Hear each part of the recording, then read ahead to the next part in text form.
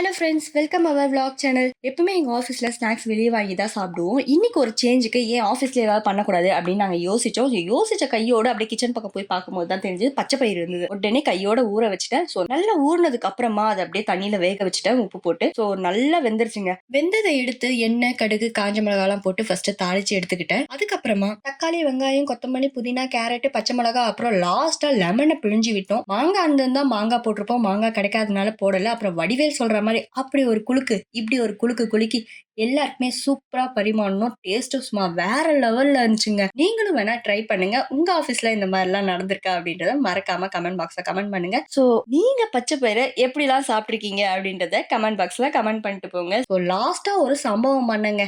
அந்த சம்பவத்தை எங்க சாரே சொல்லுவாரு, நீங்களே கேளுங்க. இது டிசைனும் எதுவும் கிடையாது. இது நாங்க பண்ண காரியத்துடைய பின் விளைவுகள் கிடையாது.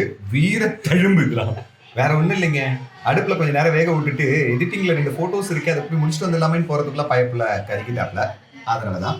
இல்லைன்னா இது ஒரு சட்டி வர வேண்டியது ஒரு 3/4 சட்டி தான் வந்துச்சு. இந்த மாதிரிலாம் மிஸ்டேக் பண்ணாம நீங்க என்ன பண்ணுங்க அப்படின்னா கொஞ்சம் கேர்ஃபுல்லா பாத்துக்கலாம்.